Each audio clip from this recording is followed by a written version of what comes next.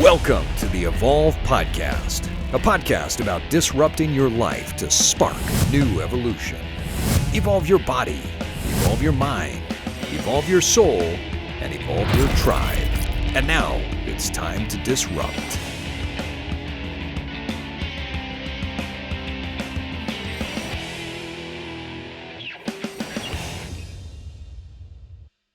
Nice. That's awesome. Well, the gloves on the wall look pretty cool. Well, Dylan, you'll appreciate this though. So where I've got my helmets hanging up in my garage, we took down the fence around our backyard, and we had all of this old wood. I mean, this stuff, I don't know how long it's been up for, but it's like old and weathered, and it's got the holes in it, and just it's super cool looking wood. I'm like, well, shit, I'm not going to get rid of this. So I repurposed it into this little alcove where I have all of my helmets and I built a little stand for my gloves. So like when I pull my motorcycle in, it's just boom, my helmets are right there. But seriously, man, my helmets hanging up are not even close to what those stands are. Yeah. How did you get the idea to do that? So you had these bicycle chains and then you welded them together. Yeah. So it was when I was at Rocky Mountain ATV here in Payson, and I was in building maintenance, and we'd have the whole conveyor system. There was a set of chains that ran on some gears and stuff. And so I used those first, but then I was building so many of them and then ran out of those chains. And then I used dirt bike chains. And so, yeah, so they're pretty hefty, thick chains. And then I just welded each link together, and then made it loop, and I tested it on a helmet, and it worked out perfect. So it's like the coolest looking thing. I've never seen a helmet rack like that for motorcycle helmets. I mean, I've seen them where you can hang your helmets up and display them, and they look really cool. But that is super cool, man. Yeah, thank you. Yeah, there was a time when I was super broke and just had to be creative to make everybody's Christmas gifts, and so that was one for my friends that I had to make. So really, so you came up with this idea. Did you make them for yourself first, or did you make them for your friends for Christmas? And yeah, I actually made them for my friends first, so they were the test dummies. And so again, just trying to be scrappy, so it was free chain, and then there was these awesome pallets that we had down to work that I just screwed onto these pallets. And then, so my buddy and his wife, they both had Harleys, and so I made them first, and then I made these for myself, and then Christina too. So that's so cool. Yeah. Just think, if you had money, you would have bought somebody probably a really nice, uncreative gift. Yeah. If they were broke, you had to go in the imagination and come up with something phenomenal. Yeah. Yeah. Exactly. There's a lesson in here somewhere. Yeah. That's kind of how life is, right? I mean, when you don't have resources, you got to be creative. Right. Money's a resource we don't always have, so we got to be creative about what we put together. Right. And we got to look around. It's not as easy to just pull as pulling out cash and going and buying something. All the great foods of the world started out as peasant food. Right. That is true. Yeah. If you look back in history, that there is no doubt about it. Yep. I listened to that history of food, or I can't remember the exact name of it, on Audible. It's one of my favorite. It was like an 18 or 19 hour audio course, and fascinating to just go through and learn about how food progressed and what people ate over the centuries. And the majority of it was fascinating that people ate according to what the religious construct of the day was. So if the priest wanted lamb, then lamb was what you were supposed to sacrifice to God. And so then the priest would eat that, and you'd eat everything else. And this just repeated itself throughout history. Yeah, and because they didn't have really cool methods for preserving it, it was all seasonal. Right. Yes. Yeah. Which makes a big difference too. Yeah. Well, Myles, you're jumping into a conversation, that Dylan and I have. This is pretty typical conversation. It just bounces from one thing to the next. Oftentimes, it revolves around something having to do with either motorcycles or cars. But we kind of pop all over the place, just like you and I do. But it's the only difference between when you and I talk and when Dylan and I talk is every once in a while I get a little sleepy, not because Dylan's a boring guy, but because I'm sitting in this chair. We got my barber here tonight, and I know what you're thinking, Myles. You looked at me and you said, "Steve, you look really good tonight," and you're right, I do, because I saw Dylan a couple of days ago, and we've been talking about this episode for quite some time. Because we share something that is, I think, pretty cool. We share a couple of things that are pretty cool. Number one, we both found out later in life that we have ADHD. And so I think that's pretty cool. We're going to talk about what that's like to find that out later in life. Let me find out. Wait, before you go on, this is not going to be one of those podcasts where at the end of the podcast, I've joined your club because you've talked about so much information about ADHD, and I'm going to sit here and go, shit, I think I have that too. I got the book right here, buddy. No, but I think so. We found out that we have it, right? And then I think the other cool thing is what I said earlier, that we found out later in life. You see, ADHD can get diagnosed really at any stage of life. Many people find out they have it when they're younger, and they get on medication, and the medication can be extremely helpful for them. But there's different strategies depending on the stage of life that you get diagnosed with ADHD. Now, I'm 46 years old. I'll be 47 in this upcoming May. And I got diagnosed probably 6 or 7 months ago, which we'll get into talking a little bit about my story. We'll get into talking about Dylan's story. And man, I've been going to see Dylan for a few years now to get my hair cut. And one day, I don't even remember how it came up. I don't know, Dylan, if you mentioned it or if I mentioned it, but somehow we got into the fact that we both figured out later in life that we've got ADHD. Now, you're younger than I am. How old are you? I'll be 31 in December. So, and you found out you got diagnosed at what age? 30. So I just 30. When you figured it out, I figured it out. It was like we were on the same wavelength for that, for sure. Yeah, it was pretty serendipitous. And so we'll jump into our stories here. But with that, folks, we want to welcome you to another episode of the Evolve podcast. Joining me in Oberlin, Ohio, looking suave with his great looking haircut, since we're on the topic of hair, the most interesting man that I know is W. Myles Riley. Welcome, Myles. Hey, thank you. Glad to be here. It's been a minute. It's fun to be back on together. Yeah. I'm tired of walking around the house talking to my plants and my rabbit and talking to my books. I'm like, where's Steve? I had talked to Steve and a guest. It's been a couple of weeks at least. Yeah. Yeah. So well, and in the mountains of Utah, I am Steve Cutler. Today's guest, as I mentioned before, is my barber, Dylan Clark. A great barber, probably the best barber I've had, and not just for the haircuts, but for the conversation. Dylan, tell our listeners a little bit about yourself and how you got into doing what you're doing. Yeah, so grew up in Utah, down here in Payson, Utah, and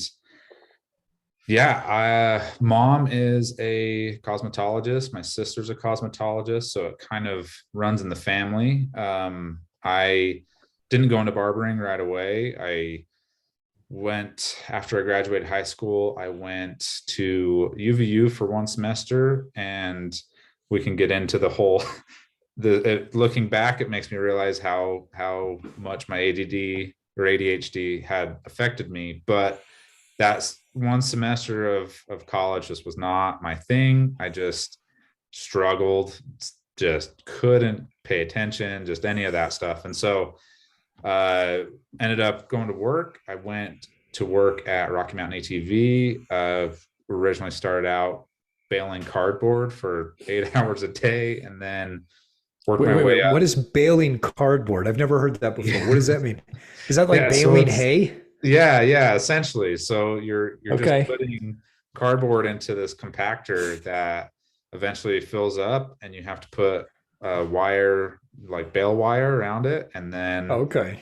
throw it on a pallet, and then someone comes and recycles it. So it was, oh my gosh. Yeah, that was some mind numbing. Like it's kind of funny because you're so in the zone, and I just had music going all the time, and just you didn't talk to anybody. So for me, it was really hard because I'm a talker. I want to talk to everybody.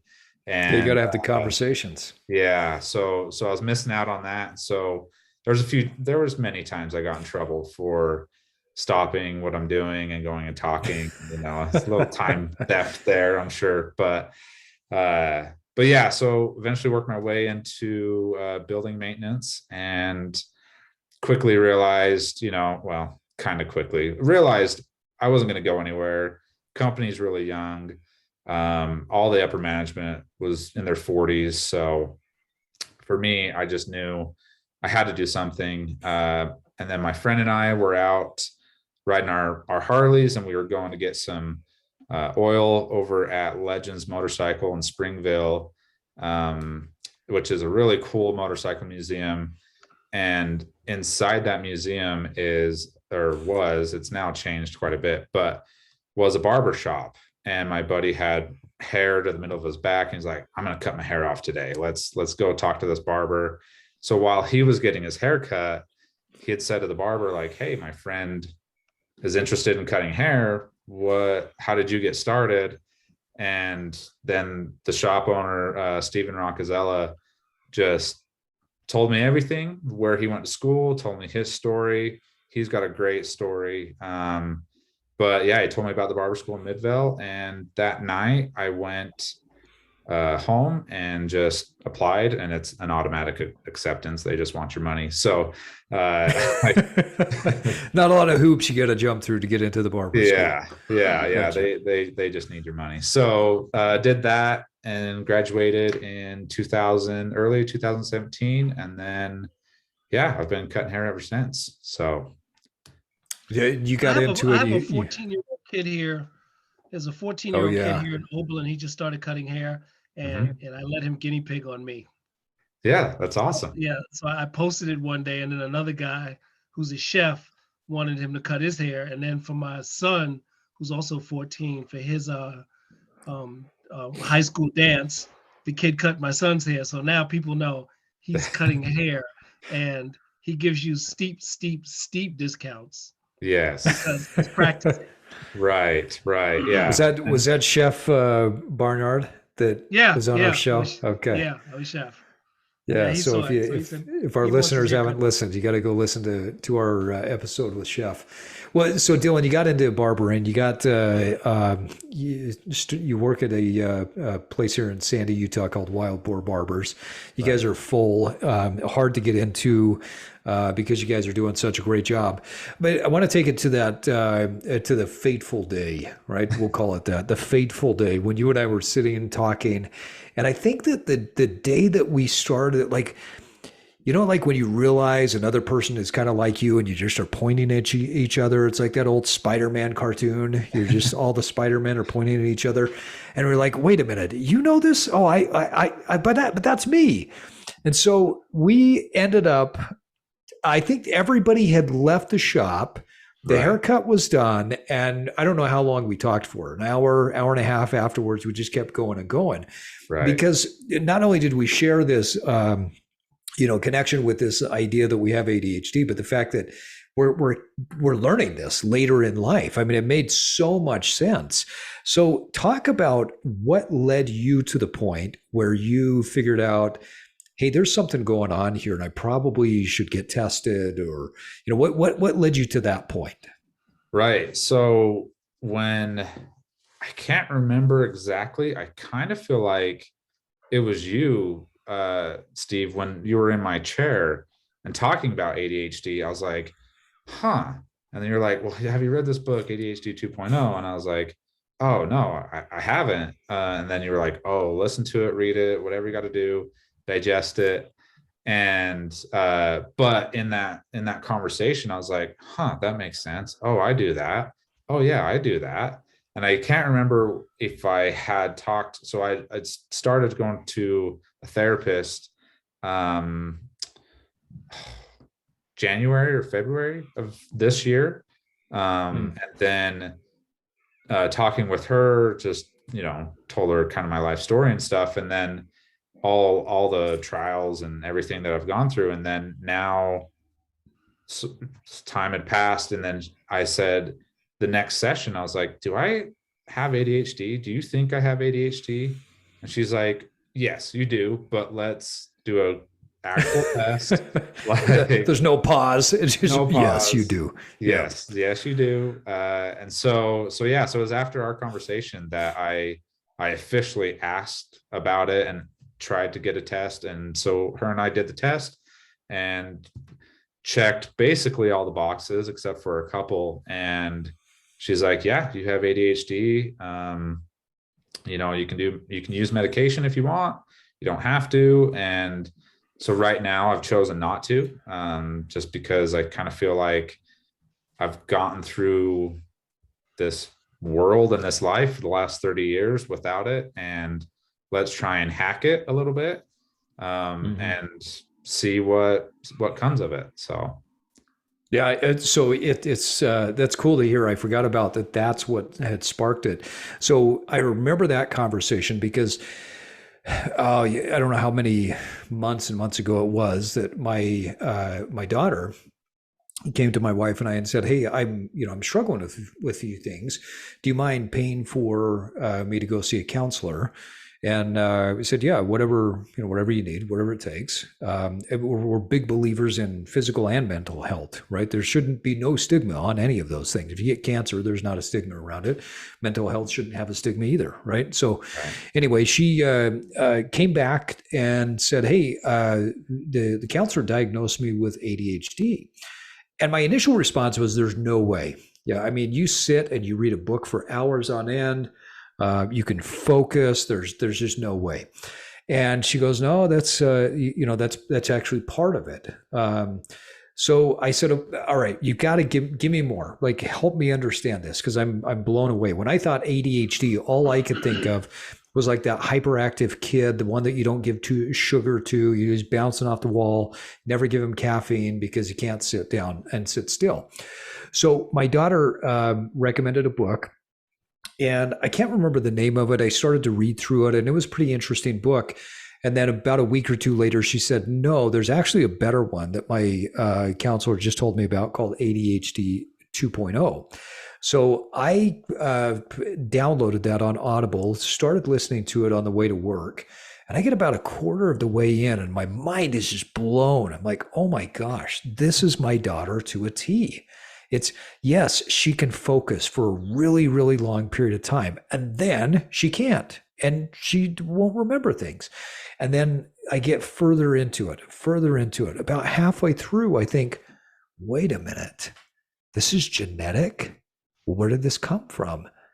And then something starts to wake up inside of me about, 3/4 of the way through the book. I'm thinking, I wonder if I have this, because this sounds a lot like my childhood. This sounds a lot like the way I was in school.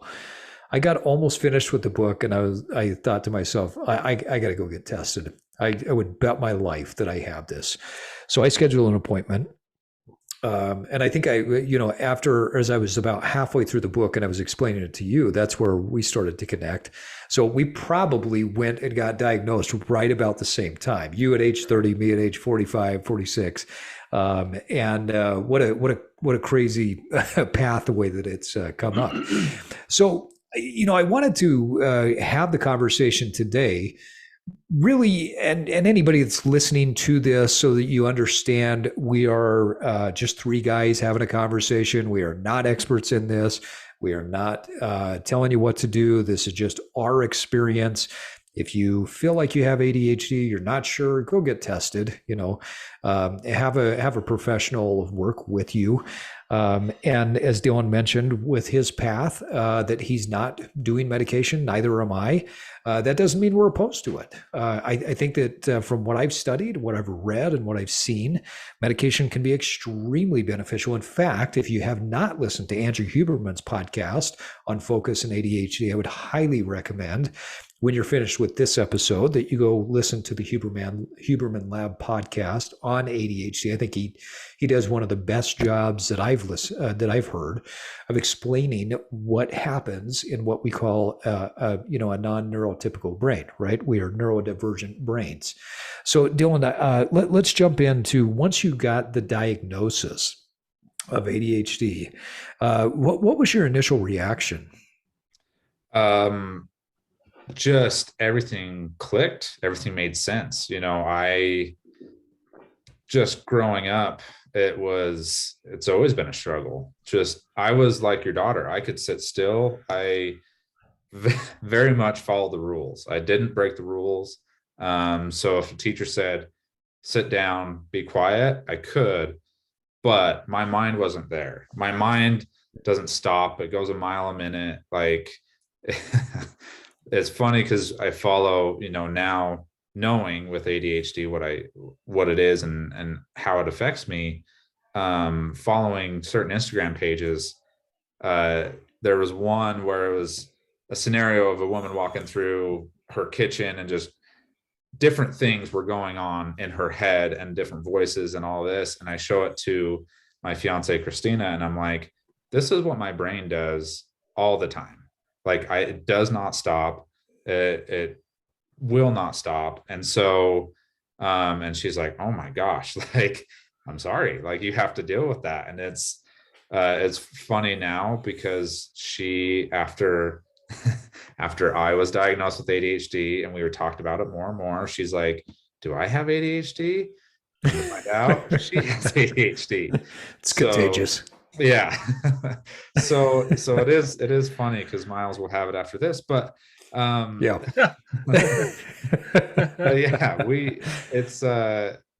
So for me, I'm just trying now to learn what to do, how to handle it, without medication. But like you say, I am open to medication. It's not that I'm against it. I kind of, I'm choosing not to. But wait a minute, before you go, can we back up a little bit for somebody who, because Steve said something both of you guys have said something that's antithetical to me. Uh-huh. And the one with Steve was your daughter can read books and be focused. And then when you said, what was it, that you could sit? So I think a lot of our listeners, I know I am still now lost as to what exactly is ADHD. Yeah, because that's a great question. Thought it was what Steve said, that hyperactive kid can't sit still, is always fidgeting and moving. Mm-hmm. And now I'm hearing about a young woman who can sit there and read a book, and you can have a teacher tell you to sit down and be still, and you can actually do that. So now I'm lost as to what ADHD is, and I don't want our listeners to just miss this. So could you guys back up and really take us, what is it? Yeah, it's a great question. So, and that was one of the things that really, maybe. So one of the things that I learned when I started to study this is that ADHD is a condition of the brain. It's essentially the way that your brain is wired, right? So there is a neurotypical brain, and then there are neurodivergent brains, which I think is really fascinating when you think about those two words. Maybe the neurodivergents are the typical ones, and maybe the other ones aren't, but we'll get into that another time. So with ADHD, and there are different symptoms, but with ADHD, you have the ability to focus, and you can focus more than what anybody else can focus until you can't. And so ADHD oftentimes is this condition of the brain of two diametrically opposed conditions.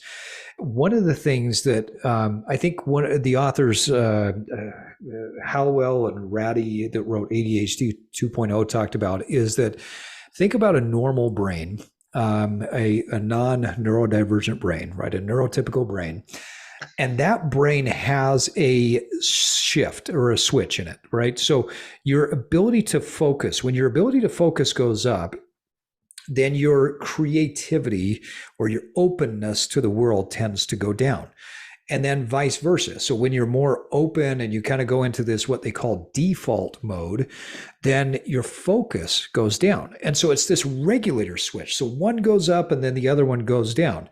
The problem that people with the neurodivergent ADHD brain have is the switch doesn't work very well.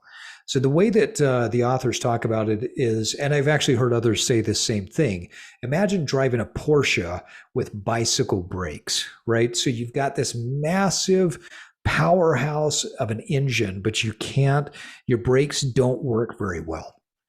And so you might run into this situation where the focus is high and the creativity is high as well. This is one of the reasons why some people with ADHD, and in fact, probably many people with ADHD, struggle with more consistent negative thoughts.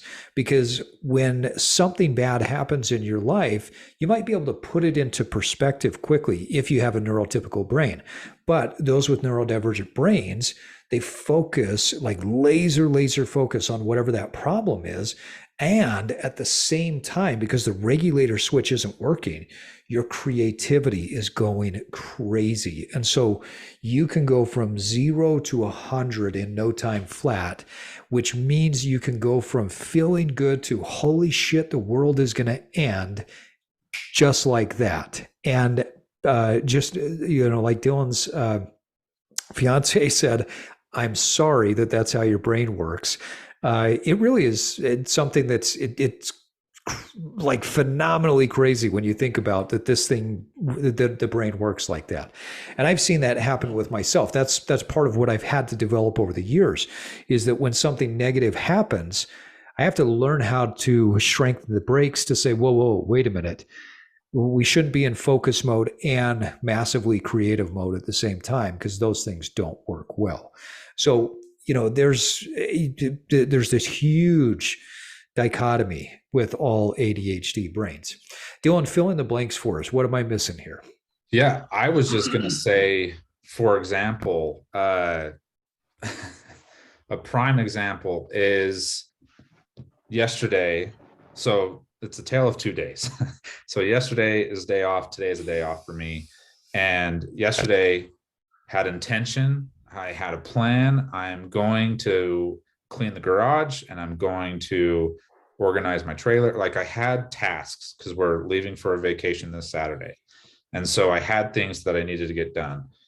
Well, then yesterday, starting to clean out the garage, Christina grabs a jacket that's hanging on the wall.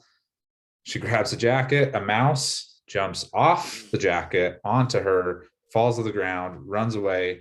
The whole day is now shifted. I didn't clean the garage. I didn't get anything I needed to get done. It was all shifted to this mouse. So my focus transitioned into this. And then today, so I took everything out of my garage, risked it all, left everything outside last night, set traps out just to try and catch this mouse. Go out to the garage and it was raining and snowing last night. Yes. Yeah. Yeah. So, it was a choice. It was a decision that was made. So, and then go out today, the mouse is caught. Perfect.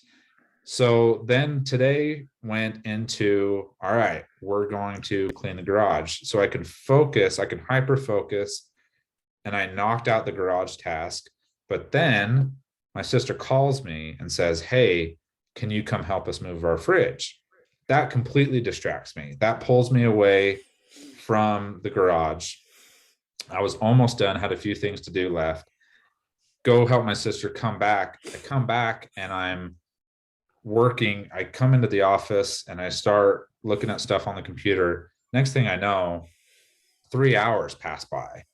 And I am not anywhere near being done with the garage. Like, I just needed, if I would have came back and would have focused in on the garage, it would have been great. But then came back in, started working on the computer, and then I lost track of time, had to hurry and get ready for this. And so the garage is put away, everything's done, but you can just get diverted so quickly with an ADHD brain and like not even think about the other tasks that you had to do. And yeah, you're gonna So say what would the long version definition of this be?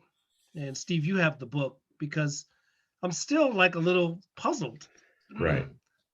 as to Well, what this is. Like what would be the long, if I'm almost certain that most of us out here in the world, we have this kind of shortcut to what we think it is.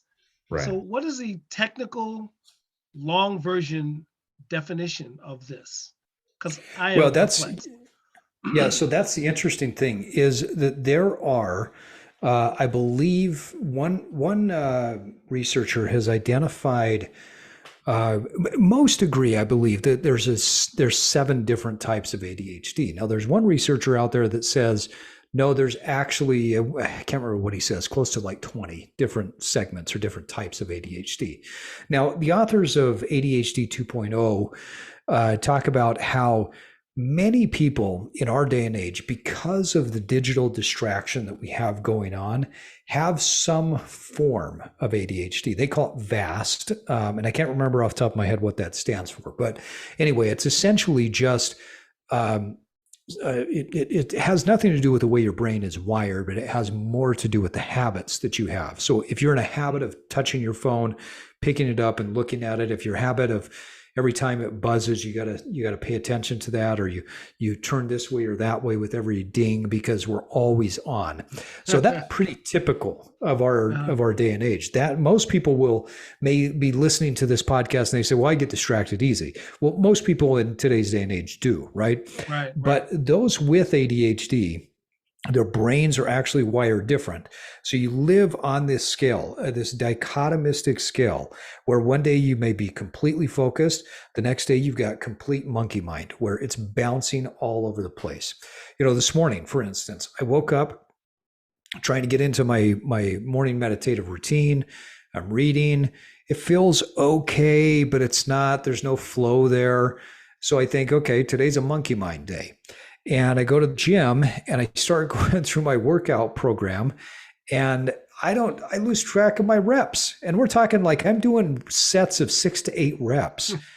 And I don't even know what rep I'm at. I'm like, well, it hurts. So, all right. I just keep going until I can't do another rep. So I take whatever set that I'm doing to failure if I lose track of my reps. And then there's other days where I will go in and it's laser focused.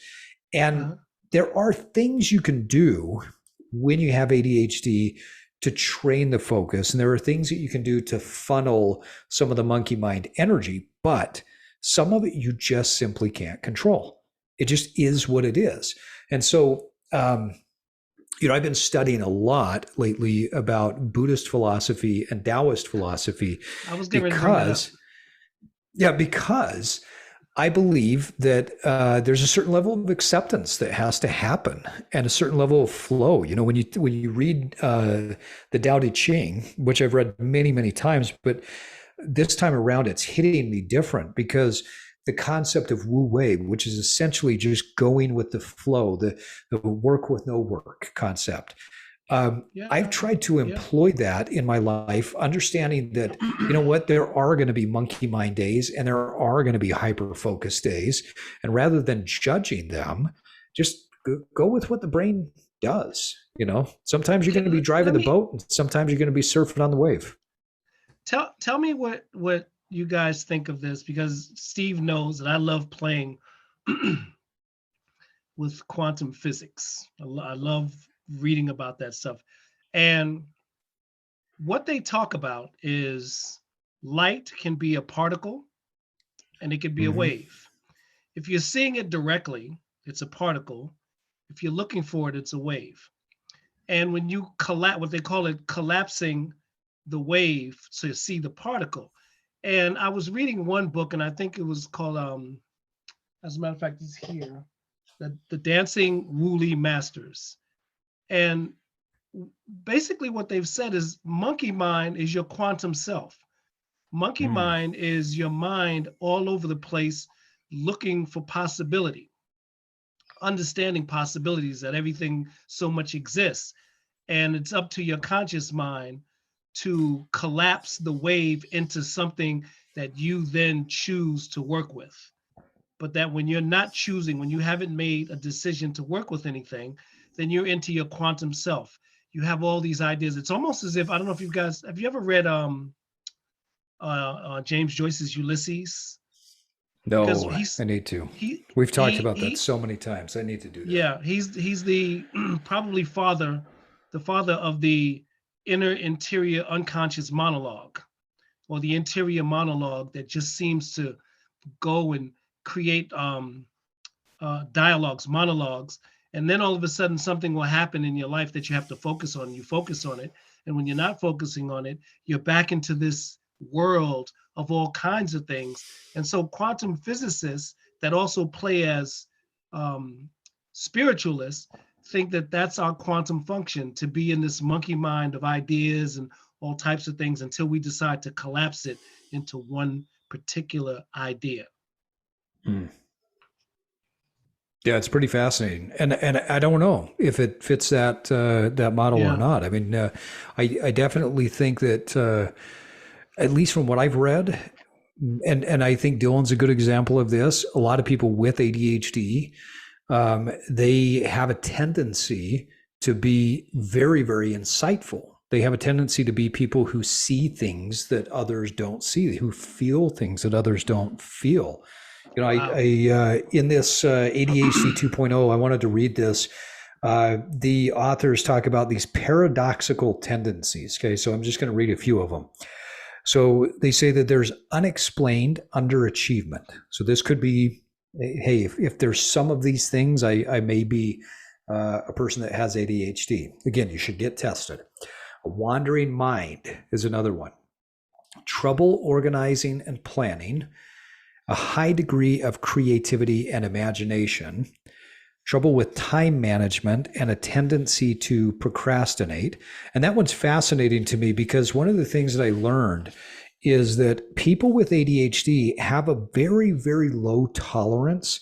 You know, that saying, people don't suffer fools. Well, people with ADHD have a very, very low tolerance for things that they're not interested in. If there's no interest level, you just you'll leave that conversation, and you may mentally leave it before you physically leave it, but you will be compelled to get up and just walk away. Next is strong will, stubbornness, and refusal of help, which is a fascinating one for me too. The refusal of help, I found that many times in my life. Generosity, restlessness, unique and active sense of humor. Trouble sharing and playing with others early on, but at the same time, a desire to make friends. Exquisite sensitivity to criticism and rejection. So again, this goes back to that regulator switch not working. Impulsiveness and impatience. And then finally, an itch to change the conditions of life. There's others in the book. So if you want to read a great book on it, or you're curious, somebody that you think might have ADHD 2.0 by Hallowell and Ratty is a good one. Dylan, what are your thoughts? I mean, this monkey mind concept that Myles is talking about, tapping into something that might be a little bit more cosmic. Yeah. So as you were reading those, one of the things, it's not that I wasn't interested, Myles. I don't want to be rude, but you start. But you have ADHD, so you have an excuse not to be interested. So it's fine. I guess I try to not be rude, but it's just my mind just drifts off, as people are talking and speaking. And so yeah, I like the idea of the go with the flow and that sort of thing. But there are times that it is crippling to have ADHD. It stunts your day. It stops everything, as Steve was talking about his reps, forgetting his reps. That's literally every time I work out. I do not I will be working out, lifting weights, and I will not remember where I'm at, what I'm doing, what set I'm on. I have to be in the gym and type it into my phone or write it down, or I've been able to find certain programs that is timed and I go along with the time. So But yeah, so as far as, like if it's, I guess, it's kind of what I was hearing is it's just a natural thing. Is it just kind of ebbs and flows in some people, and some people are just, their brains are just wired differently, is kind of the overall like understanding that I have of all of this. Yeah, and it's interesting that we talk about it as a disorder, and that's the one piece. So, they talk about attention deficit hyperactive disorder, and one of the things that I've read from multiple authors is they say we probably need to reframe that, because it started as ADD, then it went to ADHD, and they said that's probably not even the best definition of it, because you could look at it as a disorder, but there are many things about it that are superpowers, because you have the ability with this monkey mind to shift from one thing to the next very quickly. In fact, people with ADHD can go from one thought to the next in just a millisecond, whereas and they're very adaptable. The other superpower is you do have the ability at times to focus and get things done for a really, really long period of time. You have this mental endurance that a lot of people will look at and just say, wow, how did you do that? So, this is a conversation my daughter and I've had. I said, if you look at it as a disorder, it can be, if it disables you from doing things that allow you to function in life. But it's also a superpower if you lean into it like that. Myles, you had a question. Yeah, and it's just really interesting that in reading, again, going back to the Buddhist literature, and I read tons of Buddhist literature, and they've actually used words like monkey mind, and Buddhism has been around for 5,000 years. So are we kind of intimating that for 5,000 years the Buddhists have been dealing with ADHD? Oh, I'm sure it's been around for a long time. Yeah. But it's such a general, when they're talking about the manipulation of the mind, they're always talking about that. So are we talking about, let's think 5,000 years ago, where there were probably, I'm going to limit and say this, many different distractions, or distractions relative to the time period. Yeah. But Buddhism has been talking about this monkey mind, this controlling of the mind to have the best life.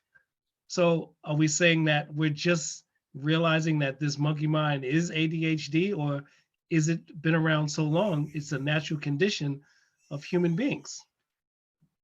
I think what we're saying is that we are the most elevated human beings that are out there now.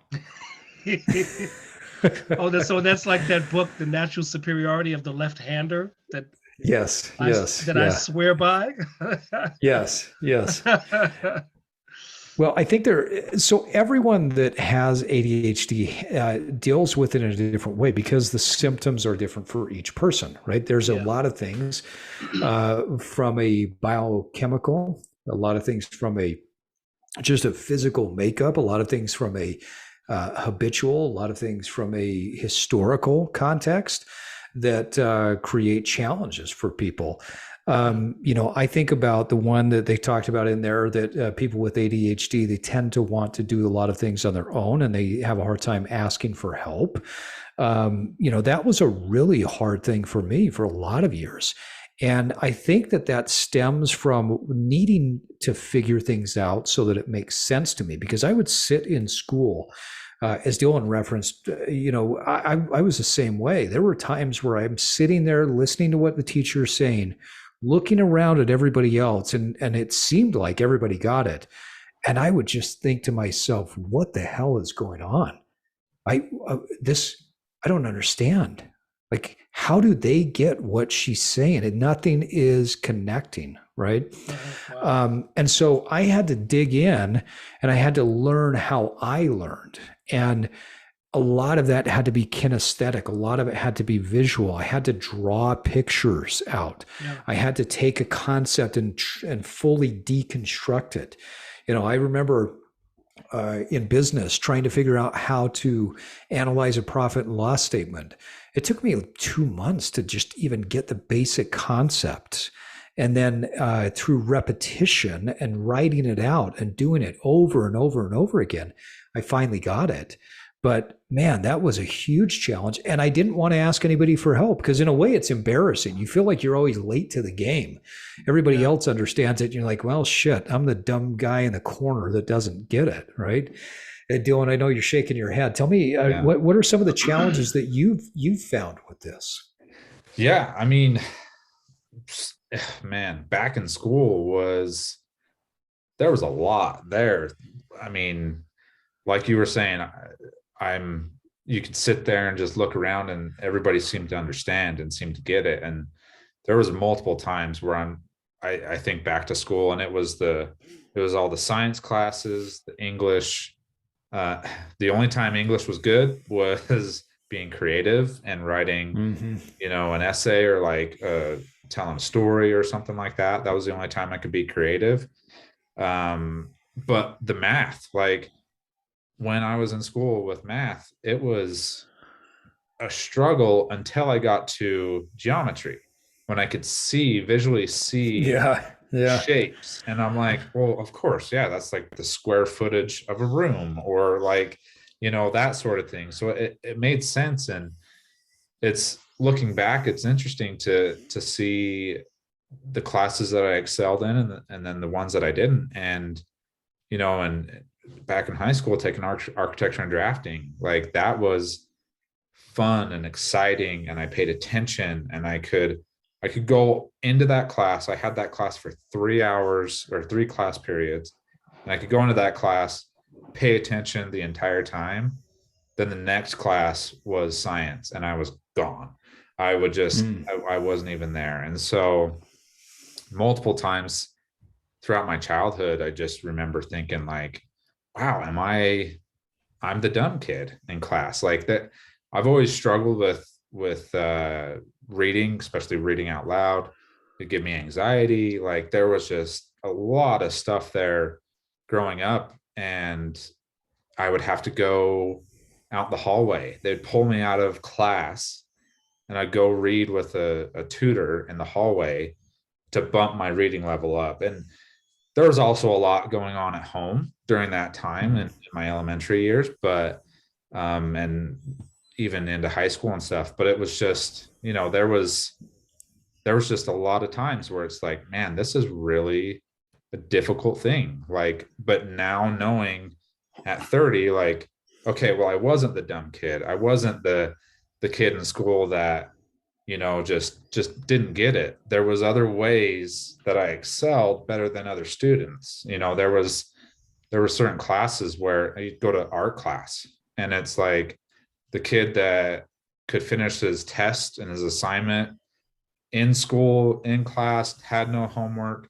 would struggle with art because they couldn't create or be creative and get those creative juices flowing.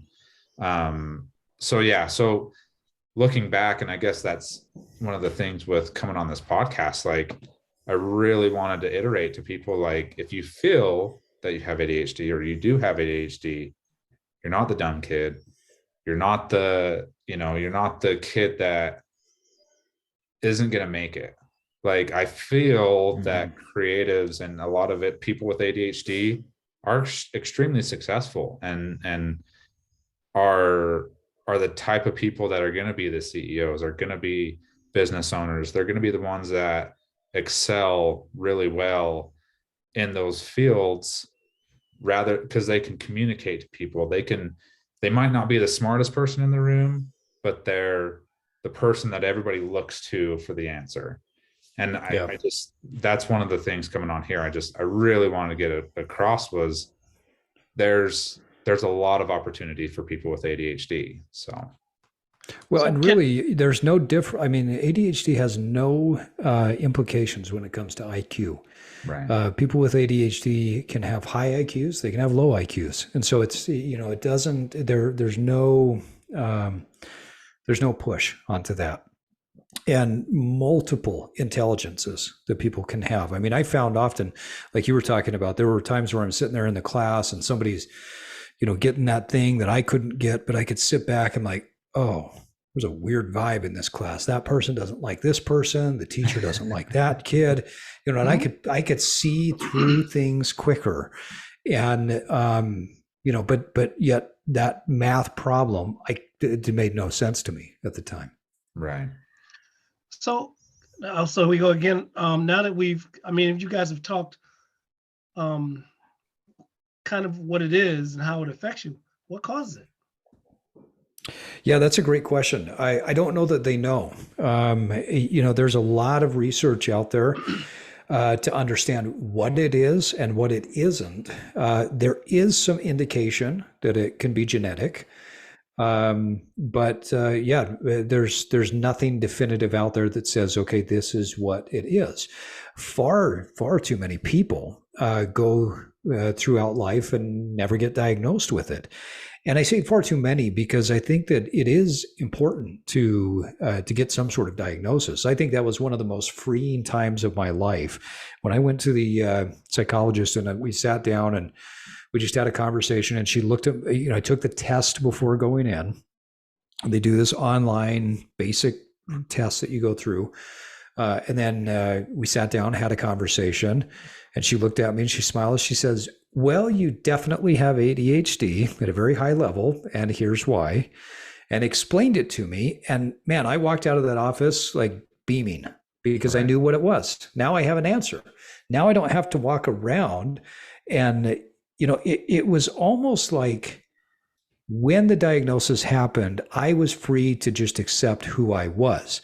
Because up to that point, there was always this thing in the back of my head that said, you're different, there's something different. But I had no idea what it was. I just thought I was kind of a weird dude that I thought different, I felt different, I was creative different, I saw things different. But then once I realized, oh, this is how your brain is wired, it was like immediate acceptance of, this is badass. Now I can figure it out. Now I've got a tool. And on those days, like Dylan was just talking about with his day off, where, I'm bouncing all over the place and I don't get anything done and I have a hard time making a decision, I can look back at the end of the day and say, the hell with it. It just it wasn't a great day, but that's okay. That's just the way my brain was today. And it'll come back around. So yeah, I'm not sure what causes it or where it comes from per se, but they do know that the brain is literally wired different than those that have what they call a neurotypical brain.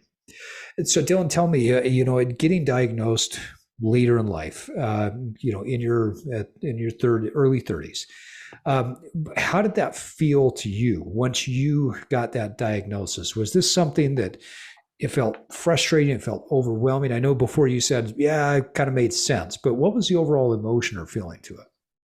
A lot like you, like it was definitely kind of a freeing experience, and like going through that process of just like, okay, someone who's a professional has diagnosed me with this and understands that, or helped me to understand that there's nothing wrong with me. Like there's nothing, like I'm on my own emotional and mental journey within this last year, and truly just understanding like, this is just who I am and the way my brain operates. It was like a weight was lifted off my shoulders, because I'm now able to be like, okay, well, now I understand this, or I'm trying to understand it more. What is going to benefit me? How can I hack this? How can I progress? How can I be more efficient and progress quicker in life? Because as you said, the indecisiveness, like I thought about being a barber right out of high school. Like it was there. I was going to do it and I didn't. And then I waited 7 years until after high school to then go into it. And I've been into it for, 6 years now. And making that decision I'm grateful and extremely happy I did, but it's like that I could look at it and be like, okay, well, that sent me back 7 years. But I also can look at it like, well, I was given the opportunity to explore and try different things to make sure that's what I really wanted to go into. So but in the same breath, I'm like, man, I really could have been a barber for, however many, 14 years now, and really, progressed further in my barbering career. But it is what it is. But there are times that those decisions that need to be made. I mean, even something as simple as what do I want to eat tonight? If I don't have a set meal plan that I'm eating this tonight, I'll drive an hour from Sandy to Payson. And if I'm like, oh, I'm just going to grab a burger. Well, what burger place? There's 50 burger shops along the way, and I can't make that decision. And I pull in my driveway and I was like, well, I'll just make I don't know, egg sandwich or something. Like there are just times that it really just shuts me down. But yeah, I just like, I'm just derailing a little bit, but yes, it was the weight was lifted once I figured out that I do have ADHD. So what do medications do? What do they do? Yeah, that's a great question. I want to touch on Dylan's comment first, and then we'll talk about that. So I think that, for me, one of the things that made it most freeing, Dylan, it was that when you get diagnosed with ADHD and you have ADHD, in a way that just becomes like a trait, right? Like I've got curly hair. Some people have brown eyes. Other people have blue eyes, whatever it is. There are traits that we have that we just look at and we accept. It doesn't, you could like it or you could not like it, but you have to accept the fact that you have whatever it is that you have. And that was one of the most empowering things for me, was as soon as I was like guaranteed diagnosed with ADHD, it was just like my curly hair or the color of my eyes or whatever else. I just accepted it and said, okay, now I know. And so how do I manage this? How do I move forward from here? So to answer your question, Myles, here's the really fascinating thing, and I am not an expert in this, right? So anybody listening to this, any of our listeners, I'm not giving advice, and this is not a extremely scientific process. This is just a barber and his client and his buddy talking. So most of the ADHD medications that are out there are stimulants. And so you would think to yourself, okay, well, wait a minute. Why would you be on these stimulants if you have this attention hyperactivity, right? So if your brain is going all over the place, but it comes back to dopamine and dopamine receptors. Most of the brain's ability to function and focus is derailed because of either lower number of dopamine receptors or just a lower amount of dopamine in the brain. So I've read varying perspectives on this, and I'm not sure that I've seen a consensus on it. But what happens is with these stimulants, this is one of the reasons why people with ADHD tend to go after caffeine and sugar quite a bit, is because that helps to get that increase in dopamine going. But these stimulants help people with neurodivergent brains to focus more. Now, again, this is what I've heard. This is what I've read. This is, anecdotal and talking to professionals, but I've never taken any type of ADHD type of medication. But it does help to calm them, helps to focus them, from what I understand. Now, I, like Dylan, have decided that I've made it 46 years in my life. Up to this point, I would consider myself a fairly functional human being. I'm relatively healthy. I have healthy relationships in my life and my family. And so I enjoy the strategies that I've come up with on my own. In fact, when I went to talk to my counselor about it, and she said, yes, you have it. She goes, what do you want to do? I said, what do you recommend? She said, you're doing like everything we tell people to do. The only other thing is, if you want medication, you can take it. It might help a little bit, but you've literally built up habits over the past, however many years of your life to manage this. And so that's kind of where I want to go next, is talking about how we manage these things. So Dylan, I know that you've really gone deep into this topic. You've chosen not to go the medication route because you wanted to focus on habits in your life. What are some of the habits that you've developed that have helped you to manage the ADHD? Yeah, it's interesting. A lot of the habits that I've learned have been from, honestly, Instagram, because I don't know if it's just the millennial in me, I guess. I don't know, but the social media is the way to intake information, apparently, for me. So one habit or hack is a list. I always have a list. I have a list of everything I need to do. I'm talking with my counselor. She's like, just have a brain dump. Just get everything out of your brain onto paper, handwrite it out. It's more stimulating that way. And yeah, it's very cathartic. It gets it out of your mind. Yeah. Right. Yeah. And so that's super helpful. And then I go through that list and I organize what's the priority. I don't know if you guys can really read the white or clear board behind me, but it's a list of things I needed to get done before our trip to Hawaii this weekend. And so it's funny because Christina, she's also now learning about ADHD, how she handles it. And one of the things is having your partner or someone there to watch you do the thing or to help you with your list. And so we both came in here. She wrote down on the whiteboard what I need to get done, not what she needs to get done. She was just helping me to focus in on what I need to get done. And so having a giant board, and Dylan is the blue Sharpie, and Christina's the red one, and we have our list, do our thing. And so it's very helpful to have that. Exercise routine, having the same process every single morning.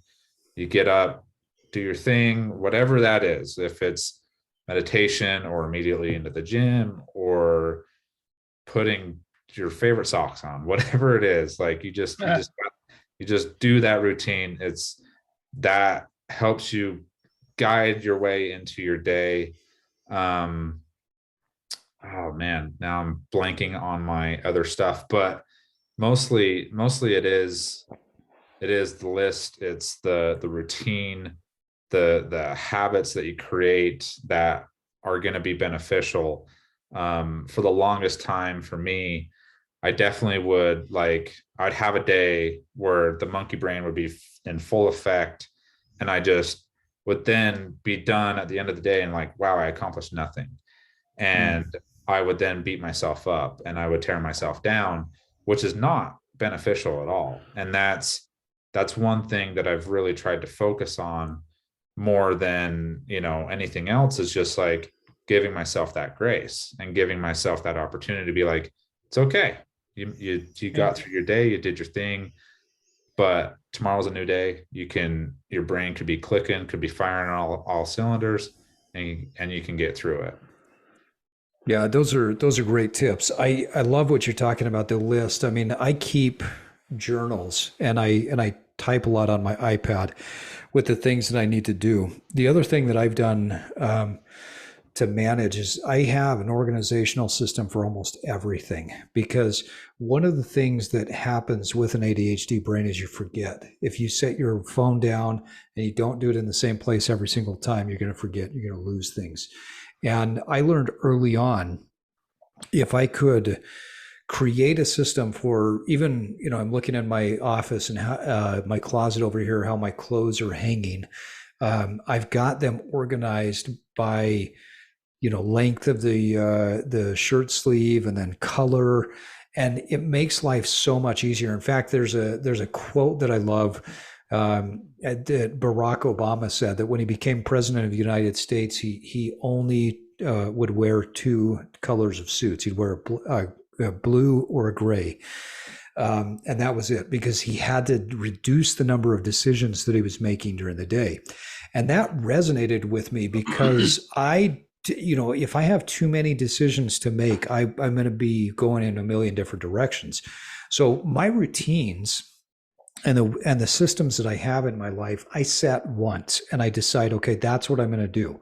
And then I may come back to it later on and adjust it or adapt it, but I do the same thing. Dylan talked about his routine of getting up in the morning. I've got the same routine. I mean, it is clockwork. I get up, I come upstairs, I grab the book, I sit down. Like, it's the same thing every single day. It's probably, if somebody watched my life, it would be watching that old Jim Carrey movie, The Truman Show. I say the same things to myself every day on the way to the gym. I walk in the same, I go sit in the sauna for 5 minutes and then I'm out. Like, it is repetitive. I've had people in the past joke and make fun of me because of my routines and say, well, you're obsessive compulsive. And I said, well, I've actually thought about that. And I got, I got tested for that. It's not that. It's the fact that with ADHD, if I don't have my routines, I forget far too many things, and it just kind of makes me very confused. So having a system for everything makes a big difference. One of the things that I've found, especially in this last year, is that my mental health does so much better when I am lean and fit. And, workout and exercise is important, but I found that as I got my body fat lower, my brain functioned so much better. In fact, I would say in the last 6 to 9 months, I've had so much more mental clarity as I've really dialed in and figured out my nutrition and my strength training even more. But it makes a massive, massive difference. And then, I want to come back to Dylan, to what you said earlier. As I mentioned before, I've been studying a lot more Buddhist and Taoist traditions lately because, in Buddhism, the idea of this ultimate level of compassion for self and compassion for others is there. And that's really something that I've had to struggle with over the years. Like you, Dylan, if I had a bad day where I wasn't focused or I didn't get stuff done, man, I would beat myself up over it. I would feel so bad. And now, at 46 years old, I'm pausing and saying, wait a minute, that's just the way that you're wired. You can't get mad at your curly hair. You can't get mad at the color of your eyes. Don't get mad at the way your brain is. Have some self-compassion, because if you want to accomplish something, you will. It might just take another day to get there. So I think there's a lot of great techniques out there that people can employ. But a lot of it is that trial and error process, isn't it? Yeah. Yeah. And I was going to say one more that I thought of as we were, as you were talking, time limits. I have this little big time cube thing that sets it for awesome. 60 minutes, 5 minutes, 15. And my intention is to come into the office, set that up, and I'm here for 30 minutes. I'm going to go run through all my emails, clear the computer for 30 minutes, and then I'm off doing something else. And then on my phone, it's the same. I have a 5-minute social media timer. So that goes off. It's my first thing in the morning. And then I really, really try to not bypass it. There's times that I have to. I mean, Steve, you and I have messaged through Instagram just for haircut appointments and things like that. And so I have to jump on there and but I really try and focus to not be on social media, even though there are times that there's really good things and the ADHD, there's good hacks, but a lot of times I'm looking at cars. Let's be honest, I'm getting that dopamine hit. I'm looking at whatever's going on in the world of cars. So another beautiful truck. Right. You're right. Yeah. So a timer is a huge benefit for me. So yeah, that's a big one for me as well. And I don't know if you feel like this, but one thing I've noticed lately is that the way I dress directly influences how I show up in life. And I've always believed that, right? Dressing a certain way, you're going to show up different. And so I used to wear suits all the time with a previous job. I don't anymore, but I still have to have a sense of refinement in what I do or what I wear. On days where I just throw on sweats or a hoodie and I'm just kind of hanging out, even if I'm going out to do something, I'm not focused, because it's almost like I look down and I think, oh, hey, it's relax time, right? So Right. I've noticed how much for me in particular that when I've got to get something done, I need to dress in a way that I can then show up to get that thing done. So Yep. it's I don't know, it's a weird little hack that I found. Yeah. Yeah. That's a big one for me too. I think a lot of the times for me, it was more out of fear growing up in a smaller town in Payson, going to Walmart or any store and bumping into a friend from high school. I've been out of high school for 12 years now, but at worst, a ex-girlfriend from high school, and I look unkempt, like I have a Yeah, hoodie and right. sweats on. That for me was a big factor. But anymore, like if I have a morning where, I'm choosing to put sweatpants on after my morning shower versus pants, you know to get outside and get doing something, I will stay inside for the majority of the morning because Yep. I've chosen to put those comfortable clothes on. Mm. So Yeah, it's interesting what the physical environment, and everybody's a little bit different. So my daughter and I were talking about this recently. I love wide open, super clean spaces. I don't want to see a lot of things. Minimal is better for me, because that opens my mind up to being creative. It also doesn't clutter my thoughts. She does better with a more maximalist. She wants to be able to see everything, and she can boot, doot, doot, doot, doot, doot, doot, and then that helps her to focus if she can see all of that right there in front of her. yeah. And so again, the ADHD is really a tale of these dichotomistic, diametrically opposed characteristics. Yeah. Well, Dylan, we are coming up on our time here. I want to, thank you for coming on and opening really up interesting. and yeah, talking to us. I know we've talked about a lot of great things tonight, and we've talked about some great habits and told a little bit of your story. If there's one important habit that you want our listeners to build off of, or if there's one bit of advice, and it doesn't have to be about ADHD, because I mean, let's face it, you're the barber, right? So everybody talks to the barber. That's Right. why you're a barber, not just because you're great at cutting hair. You're a great listener. You got wisdom. So Right. what's that one barberly advice you would give to our listeners? Oh man. I would, if I would say creating the habits, ADHD or not, creating those habits of your morning routine, your workout, whatever it is, whatever you're trying to accomplish in your life, go for it.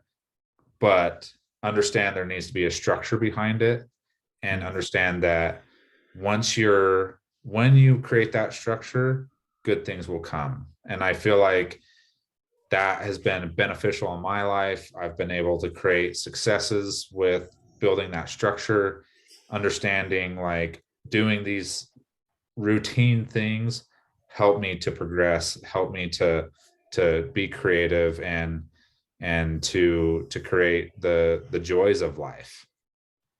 That's awesome. And I can see that just in knowing you and seeing what you create. I mean, you buy and build and fix cool cars and trucks. I mean, the helmet thing, like we talked about at the beginning of this, the stuff that you build, like it's Yeah. mind blowing to me with all the creative projects that you put together.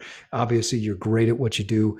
You make a guy like me look better every time I come in and see you. So thanks again for coming on the episode. So on that note, folks, it is time for us to wrap up another episode of the Evolve podcast. I want to thank our guest, Dylan Clark, for joining us, and my co-host, Myles Riley. Dylan, I know that you're a hard man to get into, Right. but if somebody sees me on the street and they see how good looking I am because of my haircut, and they want to come and see you, what's the best way for them to contact you? Best way is to go, probably you could either Google the shop, Wild Boar Barbers in Sandy, or jump on my Instagram is revelry_barber.